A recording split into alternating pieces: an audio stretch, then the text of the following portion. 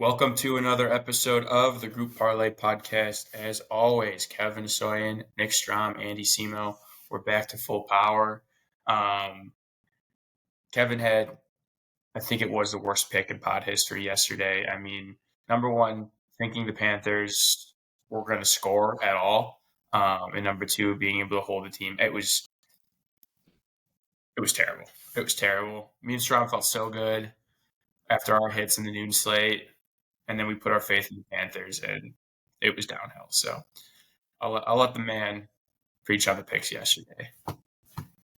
Yeah, listen, I say it all the time with my strategy and a lot of these, fading the public, getting uncomfortable. You're gonna get burned and you're gonna look like an idiot. I've said it a lot. Luckily, I haven't until yesterday. Yeah, it was bad. There's no excuse. When you see, the first 3 weeks of the season, maybe 3, 4, whatever it was, public couldn't hit a bet. Vegas was raking it. It has fully inverted, which makes sense because it has to kind of regress to a mean, I guess. But public has back-to-back weeks that's hit like every play that's been 70% plus on. They've hit them all. So I keep fading it, and I'm getting burned. But yeah, that was ugly. I really thought it was going to be so sharp. Is the worst part about it, and it was even worse that it was the last game in a late slate with like 2 other games on. Not gonna apologize. But they're banned. Panthers are banned. There's a couple teams actually that probably should be banned in the NFL right now. Titans are another one. Yeah, I blew the parlay. I've blown 3 parlays this month, which is absolutely crazy. I said this last time I blew it. I'm 13-6-1. I've blown 3 parlays. Insane. There's been a lot of grain on the board though. The last 4 days, we hit 2 in a row. And then we had 2 out of 3 2 in a row. So we're all over it. Yesterday, you guys were good. Bijan Robinson, 60+. For Strom. He ended at, 100? Yeah, 103. So great pick there. Hit it in the first quarter, you say? Or first half? First half. First half, yeah. And then Texans plus 4.5. I was at this game. Crazy game. Texans actually played terrible. CJ Stroud had like 60 yards, 80 yards, whatever it was. But yeah, that game-winning field goal for the Packers got the cover. So that was a sharp pick. And yeah, Panthers minus 12, and they lost by 30. It's like 40-10. 40-7, I think. Daniels. Didn't even need Daniels. People are calling him a system quarterback now because they look just as good without him. So yeah, that was rough.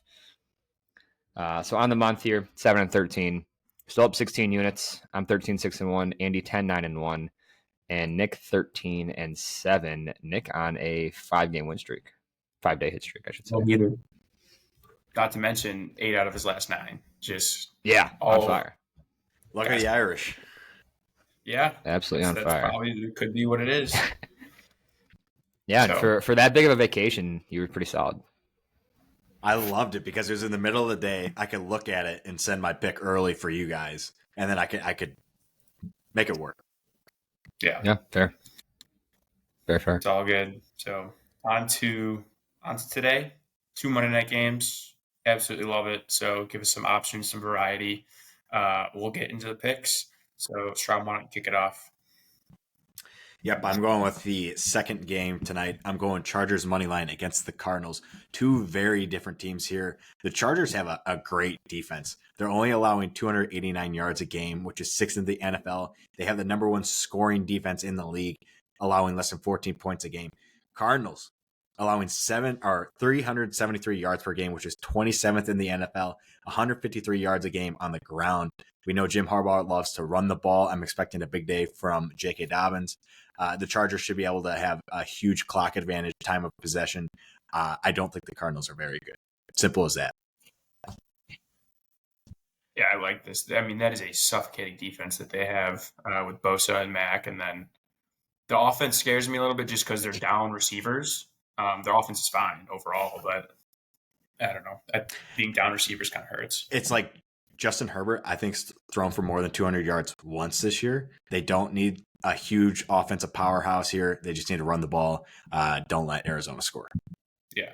I think it's going to be like those 3rd and 6s, those longer conversions where they need to pass. Yeah.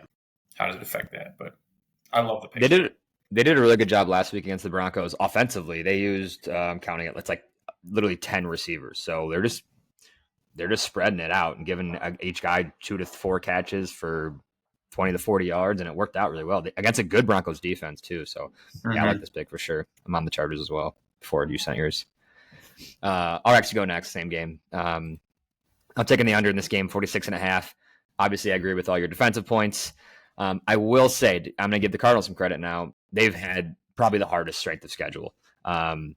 Here's the teams they've played so far this season. They're 2-4, but they've played the Packers, the Niners, the Commanders, the Lions, and the Rams, who they dominated, and the Bills. Really, really tough schedule. So I think their defensive numbers aren't as bad or the defensive numbers are really bad, but I don't think they are as bad as those numbers. Chargers, like you said, are great. 13.2 points against, which is the best in the league on average. But yeah, these Cardinals numbers, 28th in total yards on defense, 23rd in passing yards, 30th in rush yards, and 29th in points allowed per game. I think all those will look a lot better. Their offense is really inconsistent, I should say. Their offense, they've looked great, other than they've looked terrible, but numbers are pretty average. 7th in rushing yards. I don't know. And the Cardinals defense will step up a little bit. Chargers offense obviously isn't going to be that good. This should go way under. And the Chargers defense, like you said, is just dominant. So I don't see how this would be like a shootout of any sorts. And the fact that they run the ball a lot too, that clock is going to be moving. Yeah, I think it's good. I like the under here. All right. So for my pick, I'm keeping it very simple. I'm going to the first game. I'm going Mike Evans over 50 receiving yards. Very simple pick. Buccaneers, 8th in the league in pass offense. Ravens, last in the league in pass defense, giving up 275 yards a game. The Ravens offense is electric. I look for them to actually get an early lead. Buccaneers to follow behind a little bit and throw the ball. Mike Evans hit this in 3 out of 6 games. So I'm not going to overthink this. Bad pass defense. Baker Mayfield can sling it. They've been pretty efficient through the air. So give me Mike Evans all day, top receiver. He's going to have 6 to 10 targets. Yeah, I like it. I saw something. They've given up the most passes over 20-something yards in the league. Like they give up a lot of deep. They'll give up some deep shots too, so they can get it all in 2 plays. Yeah, their defense just hasn't been good. I mean, part of that is the offense for the Ravens score so much and teams fall behind and they have to move the ball a little bit faster. But yeah, I love. Well, the Rushdy's number 1, which is crazy. Number 1 Rushdie and for yards and dead last in pass. So it's like, yeah, you just got to pass. The Bucs can't run the ball either, so they're going to have to. Is Bucky Irving out tonight? I don't think so. No, I think he's playing. But I did see a lot White's questionable. I saw a lot of people were on Chris Godwin, and they were saying it was 59.5. I don't know if it moved, but it's at like 74.5 now. So everyone's on the Bucs receivers here. Secondary, very suspect. Yeah. Godwin, the only reason I didn't go Godwin is because he'll have those games where he has like 120 yards and then he'll get like 20 the next day. Like, you just don't know with him. I feel like Evans is a little more consistent. Yeah, I agree with that. All right. So to recap the picks, Kevin has Chargers, Cardinals under 46.5 at -145. I took Mike Evans 50-plus receiving yards at -150, and then Chargers money line for Strom -118. Comes out to +406. There's a boost on DraftKings. You can make it +541 for today's parlay. And I didn't get the boost. I don't know how Kevin gets 3-leg boosts, but FanDuel wants 3-leg. FanDuel's 3-leg. FanDuel's 3-leg for 30%, so it's pretty good. It is weird though. Yeah, because I'm giving them all my money. Let's get it, boys. Let's get it. All right.